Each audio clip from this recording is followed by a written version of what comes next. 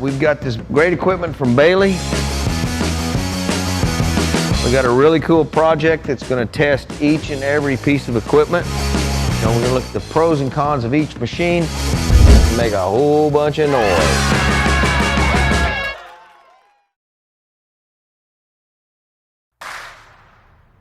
Hey everybody, we're back on the next section of our door project for the Roadster Pickup, and we're going to concentrate on making the upper detail and the top edge of the door. And we're going to do that using some tooling that I made for the pullmax years ago. There's a couple of ways you could do this. You could do it all one piece, you know, where there's no seams, it just comes over all the way across and down. It takes a little bit more work. You have to pre-stretch everything for the bead. Be sure your arc is right on your pre-stretch. But what I like to do is break it down into smaller projects. So what I'm gonna do is we're gonna have a weld seam right down the center of this bead. And this is just the way I like to do it because it's simple, it's fast, and it's very accurate because I can control my width of my bead. I can be sure I've got my proper arc of my door, and it's just a very controllable way to do it. As you can see here, I have laid out, this is tooling that I've made in the past to build these Roadster door skins. This tool right here is the top of the door, as you can see right here, to halfway of the bead. This tool here is the bottom bead down at the bottom of the door. This is for the top of the door. When we add the piece to the top to planish it, see that fits perfectly right there. So, and these tools are extremely easy to make. There's just mild steel. It doesn't have to be heat treated. They'll last for years. I have a profile gauge here, just a plastic profile gauge. You know, and then I made my profile impression, okay? And then I transferred that over to this piece of metal here. It's just a piece of 3/8 metal, 3/8 plate. Cut it out on the bandsaw, sanded everything, and then made the female part of it, which is the upper part, like that. After you get them cut out and shaped the way you want, they go in this little fixture right here to hold them straight, and then you weld the posts onto them. And so that keeps it in perfect alignment, so when it goes in the machine, everything lines up perfectly like it's supposed to. Okay, so this tooling was made for the pullmax. This is a 3/4 inch shank, which is a pullmax size, 19 millimeter. Baileigh makes for their MH19 power hammer, which is either a power hammer or you can make it rigid like a pullmax. This really bitchin' little tool here, tool holder, that will hold the tooling, same as the pullmax. The other thing we have to be aware of on making this top is we have this sweep of the door, okay? These aren't true sweeps like body sweeps. This is 4 feet long with a 2-inch rise in the middle. So this is a 2-inch radius for 4 foot. So that's the closest one to the door. So we're gonna use this to put form into our upper piece before we run it through the machine. Then as we run it through the machine, we're gonna check it to be sure that we're not losing this and it's going flat or it's getting too much arc. And so I'm looking for my angle of flat here, and I want this angle right here. So that's gonna give me that right there, okay? And so I'm gonna double check it with my tool that I'm gonna use. Looks pretty good. This is the electromagnetic brake that they sent me, and this thing is extremely cool. You can do things with it that you could never do with a standard finger brake or box pan brake. I'm really looking forward to getting to know this machine and use it on a lot of different projects because it's just so versatile. We're gonna put our piece in here, put a 1-inch right here, give it a step.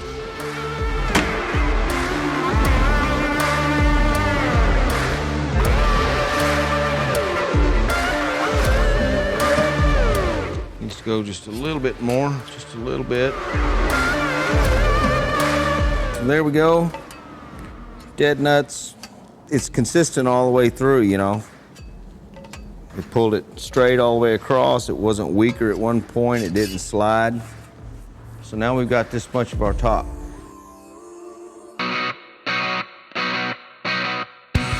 The next piece of equipment we're going to use are kick shrinkers.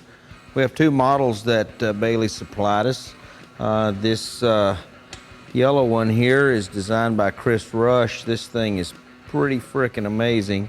It has an upper adjustment so for your thickness of material. You don't have to use shims or anything, you just turn the little handle. Right now it's set up for shrinking. If you want to stretch with it, it's got these badass magnets. So you flip the dies around, put it back in with the magnets, now it's a stretcher. So you don't have to have two machines. And these magnets are the baddest magnets on earth. You get your finger in there, it'll smash it flat. Boom. Boom. Isn't that cool? I mean, this machine is insanely built. This thing will last you a lifetime. The other machine that Baileigh sent us is this smaller version. Even though this machine looks small, it's extremely versatile and will actually move a lot of material really fast. It's extremely cost effective. If I was starting out in the sheet metal world, this would probably be one of the very, very, very first tools I bought, is this little kick shrinker right here. Now I'm going to shrink this edge around and pull the arc into the panel.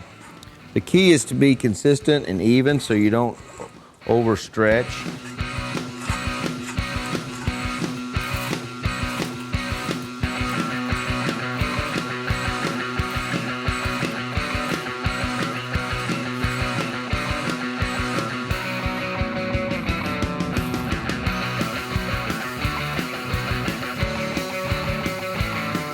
Getting pretty close, so I'll close that up right there and there.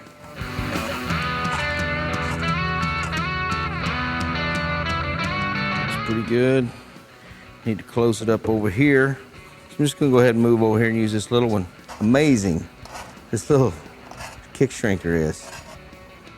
Man, it'd be so easy to go too much, which I did.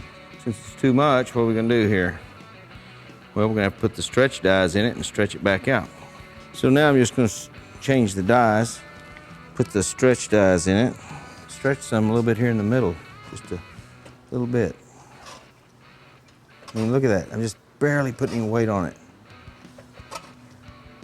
This thing's awesome. Okay, look at that, look at that, look at that. Straighten it almost all the way back out. Just a few little kicks. That's how awesome that thing is.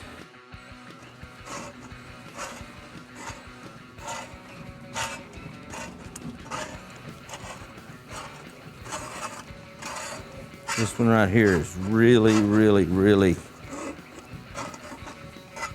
very controllable. That is almost perfect. See, got it all back. Got it all back. It's really cool. Isn't that cool? If you notice, the top of the door, laying on the table, it's dead flat from there to here.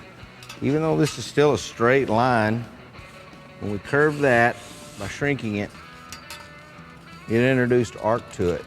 So what I'm gonna do is I'm gonna use the MH19. I'm gonna put a linear stretch die in it, and we're gonna stretch this material till it goes flat. So as you can see, the majority of the stretching is going to be done here in the middle till we're perfectly flat and we still keep our angle that we're looking at, which is our door top angle, okay? I'm going to put a linear stretch die in the bottom and a flat die on the top because I want to kind of control my stretch because it's not going to take very much.